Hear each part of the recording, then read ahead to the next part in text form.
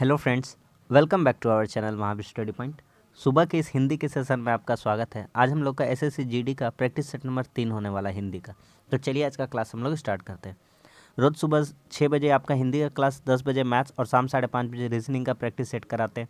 जो जीडी का एग्ज़ाम आ रहा है, जो प्रैक्टिस सेट करवा रहे हैं, आँख मूंद कर भरोसा करिए और इसी के बेस पर अपना प्रैक्टिस को आप करते रहिए। देखिए आपका ईजिली स्कोर, बहुत ही अच्छा स्कोर हो जाएगा जीडी के एग्ज़ाम में। चलिए आज का क्लास हम लोग स्टार्ट करते हैं। देखिए, कहता है किसी पदार्थ या राज्य का दूसरे राज्य या दूसरे पदार्थ या राज्य में मिल जाना। मतलब कोई पदार्थ है, एक पदार्थ दूसरे पदार्थ में मिलना और एक राज्य का दूसरे राज्य में मिलना क्या कहलाता है? इसके लिए कौन सा वाक्यांश है जो सही होगा, बताइए आप। देखिए यहाँ पर लिखा गया एकीकरण, संगम, विलय, सहयोग। सहयोग अर्थात क्या हो जाएगा? सहयोग अर्थात सहायता हो जाएगा। क्या हो जाएगा? सहायता या सहयोग करना, यही हो जाएगा, ठीक है ना, सहायता। अच्छा, आपका संगम दे रखा है। संगम कब होता है? संगम दो या दो से अधिक नदियों का मिलन कहलाता है। दो से अधिक नदियों का मिलन कहलाता है। दो से अधिक नदियों का मिलन कहलाता है। क्या कहलाता है? संगम कहलाता है, ठीक है। आगे एकीकरण क्या होता है? दो चीज़ों को एक में मिला देना, ठीक है ना। मेरा बात समझ में आ रहा है? एकीकरण क्या हो जाएगा? दो या दो से अधिक वस्तुओं को मिलकर एक रूप दे देना, एक रूप रहेगा, ठीक है ना, तो उसको कहेंगे एकीकरण। विलय क्या होता है? विलय क्या होता है? दो या दो से अधिक चीज़ों को, पदार्थों को या राज्यों को मिलाना, इसी को कहते हैं विलय। तो हमारा आंसर कौन सा सही हो जाएगा? विलय सही हो जाएगा। कौन सा सही हो जाएगा? विलय। विलय क्या होता है? दो या दो से अधिक पदार्थों या दो से अधिक राज्यों का विलय होना। आप हिस्ट्री में अगर पढ़े होंगे तो आप विलय पढ़े होंगे। अगर आप केमिस्ट्री पढ़े होंगे तो आपने पढ़ा होगा विलय क्या है, विलयक क्या है, विलय क्या है, ये सभी आप लोग पढ़ लिए होंगे। आगे बढ़ते हैं। कहता है वर्तनी की दृष्टि से अशुद्ध भाग को पहचानिए। पूर्ण स्वस्थ के लिए शुद्ध आहार विहार आवश्यक है। इसमें कौन सा त्रुटि है? देखिए यहाँ पर लिख रखा है स्वस्थ, लिख रखा है। क्या लिख रखा है? स्वस्थ। और स्वस्थ यहाँ पर नहीं होगा, यहाँ पर होगा स्वास्थ्य, हेल्थ। क्या हो जाएगा? स्वास्थ्य। तो यहाँ पर क्या हो जाएगा? स्वास्थ्य हो जाएगा। बात समझ में आ गया कि नहीं आ गया? यही आपका त्रुटिपूर्ण दे रखा था। तो यहाँ पर कौन सा हो जाएगा? आपका स्वस्थ हो जाएगा। स्वस्थ जो है ये गलत दे रखा है, ये अशुद्ध है, हमको करना पड़ेगा स्वास्थ्य। क्या करना पड़ेगा? स्वास्थ्य। बाकी सब ठीक है, ठीक है। आगे आते हैं। कहता है वह धन जो आधिकारिक रूप से राज्य को मिलता है। ये बहुत ही इंपॉर्टेंट क्वेश्चन है, 2-3 बार एग्जाम में आ चुका है। कहता है वह धन जो आधिकारिक रूप से राज्य को मिलता है, वाक्यांश के लिए एक शब्द क्या होगा? इस क्वेश्चन से एक ना एक क्वेश्चन इसी बेस पर आपको जरूर पूछेगा अगला एग्जाम में, देखिएगा जब जीडी का एग्जाम होगा। तो कहता है राजस्व होगा, चुंगी होगा, कर होगा, राजधन होगा। कर क्या होता है? कर होता है टैक्स। क्या होता है? टैक्स होता है। तो वह धन जो आधिकारिक रूप से राज्य को मिलता है वही राजस्व कहलाता है। तो ये हो जाएगा आधिकारिक रूप से राज्य को मिलना, आधिकारिक रूप से, ऑफिशियली, आधिकारिक रूप से, आधिकारिक रूप से, आधिकारिक रूप से जो राज्य को मिलता है, राज्य को मिलता है, यही कहलाता है राजस्व। चुंगी क्या होता है? जो चुंगी होता है अर्थात जो बाहर से माल आते हैं, बाहर से जो सामान लाया जाता है, बाहरी सामान पर कर लगाना, यही कहलाता है चुंगी, ठीक है ना। बाहरी सामान पर कर मतलब टैक्स, ठीक है। टैक्स क्या कहलाता है? राष्ट्र द्वारा राष्ट्र के व्यक्तियों या विधि संस्थाओं के लिए जो अधिभार लिया जाता है उसी को कर कहते हैं, है ना। जो कोई देश है, कोई राष्ट्र है, ठीक है ना, वो अपने राष्ट्र के व्यक्तियों या विविध संस्थाओं के द्वारा जो अधिभार लेता है उसी को कहते हैं टैक्स। और राजधन क्या कहलाता है?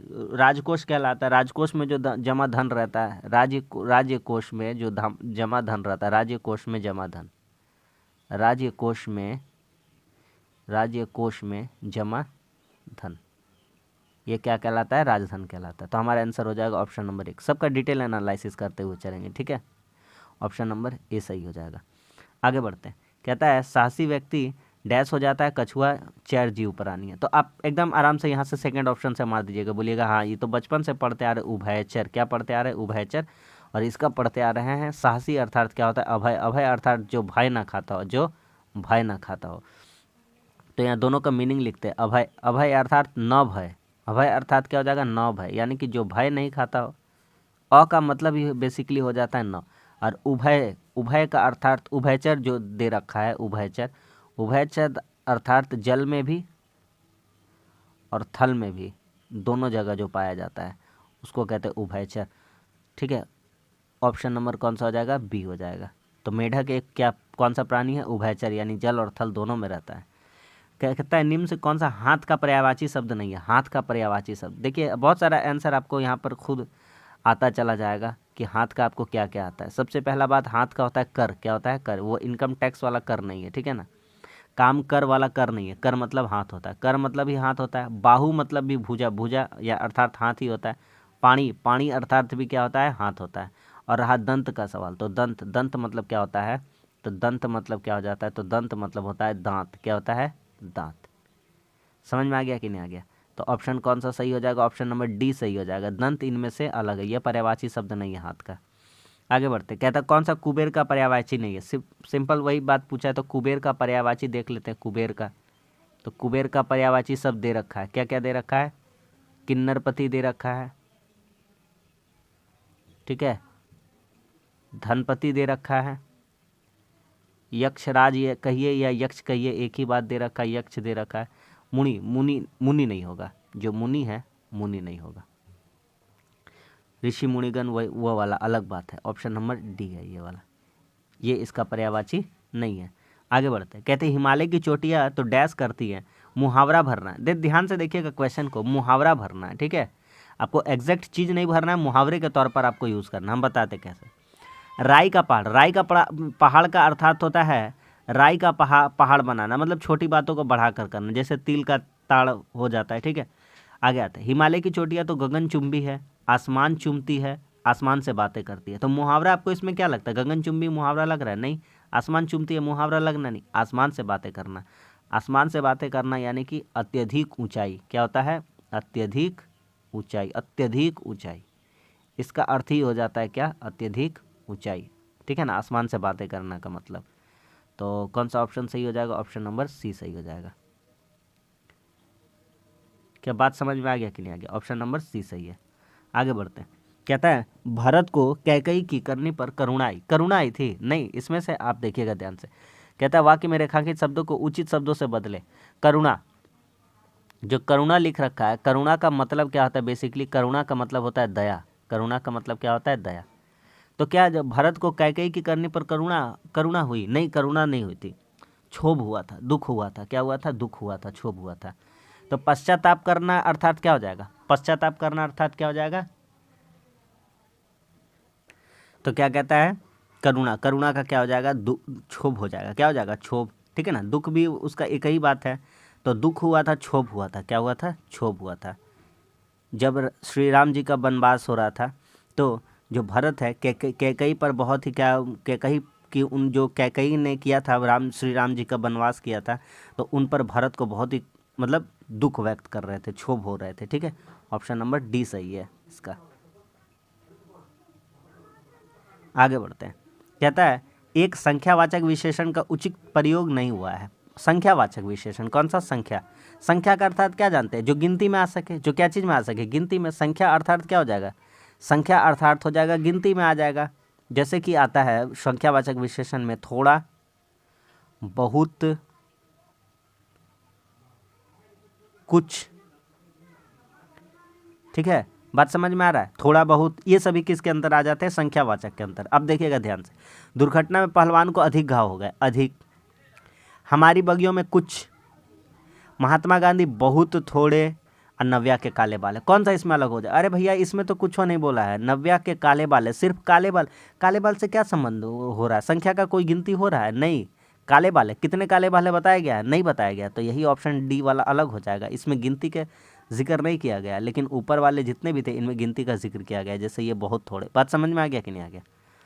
आगे बढ़ते हैं, कहता है नव्या ने सुमित की बहुत भर्त्सना की। भर्त्सना का अर्थात क्या होता है? भर्त्सना का अर्थात हो जाता है, एक तरह से हो जाता है निंदा करना। क्या हो जाता है? निंदा करना। भर्त्सना का अर्थात क्या हो जाता है? निंदा करना। भर्त्सना का अर्थात क्या हो जाता है? निंदा। तो इसका विलोम शब्द पूछा है। इसका क्या पूछा है? विलोम शब्द। तो निंदा का अर्थात विलोम शब्द क्या हो जाएगा? प्रशंसा। तो नव्या ने सुमित की बहुत क्या की है? प्रशंसा की है। ये इसका विलोम शब्द हो जाएगा, ठीक है। समझ में आ गया कि नहीं? आगे कहता है अशुद्ध भाग्य पहचानिए। अशुद्ध भाग्य, कौन सा अशुद्ध है? एक मेरे प्रिय मेधावी छात्र ने अच्छा नाम कमाया। एक मेरे प्रिय, देखिए ये जो एक है ये संख्यावाचक है, और यहाँ जो मेरे है यहाँ पर एक यहाँ पर संख्यावाचक है, और जो मेरे है यह संबंधवाचक है। कैसा है? संबंध।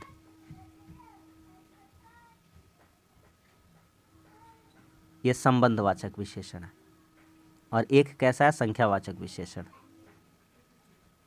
अब हमसे क्या कह रहा था कि कहता है कौन सा अशुद्ध है। देखिए ध्यान से बात, कहता है एक मेरे, ऐसे नहीं होता है, ऐसे नहीं होता भाई, ऐसे होता है कि मेरे एक, क्या होता है? मेरे एक प्रिय मेधावी छात्र ने, प्रिय मेधावी छात्र ने अच्छा नाम कमाया। तो मेरे एक होता है, एक मेरे नहीं होता। तो यहीं पे यही गलत हो जाएगा, ऑप्शन नंबर एक गलत हो जाएगा। एक मेरे नहीं होगा, मेरे एक छात्र ने। ठीक है, आगे आते हैं। शुद्ध वाक्य पहचानिए। शुद्ध वाक्य, शुद्ध वाक्य पहचानना। आप कब आए? आप कब बे आए? ये गलत है। आप कब आयो? गलत है भाइयों। आप कब आया? ये भी गलत है। तो कौन सा सही है? आप कब आए, ऑप्शन नंबर ए। अगला सवाल कहता है कौन सा प्रश्नवाचक सर्वनाम से संबंधित नहीं है? ध्यान से क्वेश्चन को देखिए। प्रश्नवाचक सर्वनाम से संबंधित नहीं है, जिसमें प्रश्नवाचक आना चाहिए। आपको अंडरलाइन करवाते हैं। यह किसने किया? किसने प्रश्नवाचक है। किसी ने। संचार का संचालन और नियमन कौन करता है? यह गाड़ी किसकी है? आपका अच्छा एक बात देखिएगा, ये वाला देखिएगा किसकी है। अच्छा किसी ने किया, अच्छा किसी ने किया है, लेकिन किसी ने किया इससे पता नहीं चल रहा है कि किसने किया है। बात समझ में आ रहा है? तो हमारा कौन सा गलत हो जाएगा? तो प्रश्नवाचक में कौन सा नहीं आएगा? ऑप्शन नंबर बी नहीं आएगा। बाकी सब में किसने, क्यों, कहाँ, कब, कैसे दे रखा है। तो हमारा आंसर कौन सा सही हो जाएगा? बी हो जाएगा।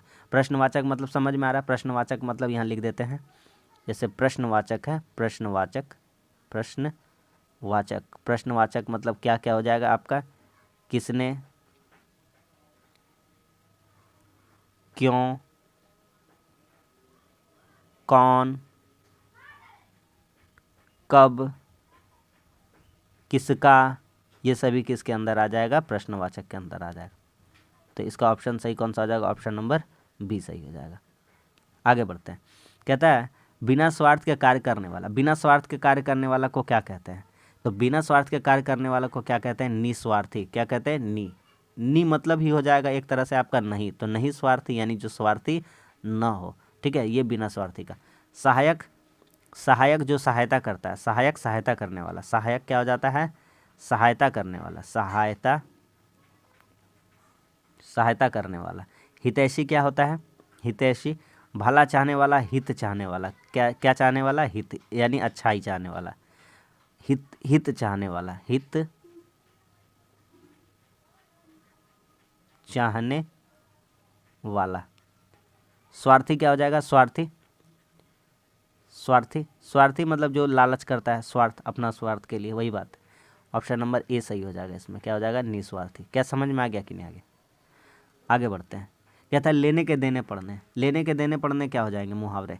तो बहुत अधिक लाभ होना, नहीं भैया। व्यापार करना, नहीं। कुछ न देना, नहीं। लेने के देने मतलब कुछ लाभ के बदले जो भी हो रहा था लाभ हानि हो गया। बोलते हैं ना लेने के देने पड़ गए। यहाँ जो लाभ होने वाला था वह किस में बदल गया? हानि में बदल गया। ठीक, आगे बढ़ते हैं। अगला सवाल, अगला सवाल कहता है, इसको चलिए भैया 5 नंबर का है, इसमें करते हैं। कहता है आज का जीवन डैश से भरा है। कार्य से भरा है, सदस्यों से भरा है। सदस्य तो होगा नहीं, आदमी से भरा है, नहीं। खेल कूद से, नहीं।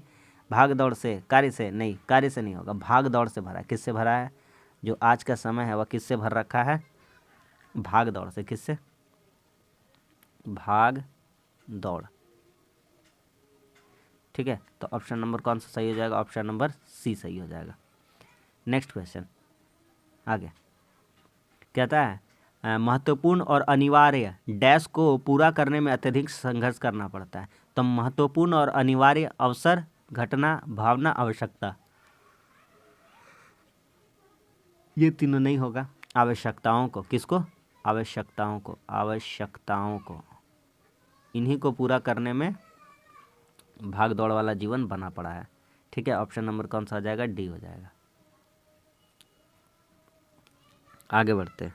कहता है इसके साथ ही महंगाई बहुत डैश गई है, महंगाई बहुत डैश गई है, तो क्या हो गई है, कम हो गई है, नहीं, महंगाई बहुत क्या हो गई है, बढ़ गई है, क्या हो गई है, बढ़ गई है, महंगाई बहुत क्या हो गई है, बढ़ गई है। तो कौन सा सही हो जाएगा, नीचे गई है, ऊपर गई है, कम गई है, बन गई है, नहीं, बढ़ गई है। ठीक है, आगे बढ़ते हैं। आगे कहता है डैश तक की आवश्यकता इतनी अधिक हो, अच्छा यहाँ था, इसके साथ ही बच्चों से लेकर डैश, तो बच्चों से लेकर क्या, बाहर तक, नहीं, सरकार तक, नहीं, किसी की भी नहीं, बच्चों से लेकर के बूढ़ों तक, बच्चों से लेकर के बूढ़ों तक, बच्चों से लेकर के बूढ़ों तक, बच्चों से लेकर के बूढ़ों तक। ठीक है, आगे बढ़ते हैं। कहता है आखिरी क्वेश्चन कि घर और अपने के लिए समय ही नहीं होता, जीवन संघर्ष का क्या बन गया है, तो जीवन संघर्ष का सहायक, नहीं, प्रकार, नहीं, कारण, नहीं, पर्याय, पर्याय अर्थात कि सिलसिला बन गया है, पर्याय अर्थात कि क्रम और सिलसिला एक ही बात है, तो क्रम बन गया है या सिलसिला बन गया। ठीक है, तो सही हो जाएगा ऑप्शन नंबर सी सही हो जाएगा। तो बस आज के लिए इतना ही, 20 क्वेश्चन आज भी हम लोगों का कंप्लीट हो गया। चलिए मिलते हैं अब अगले सेशन में, तब तक के लिए धन्यवाद, जय हिंद।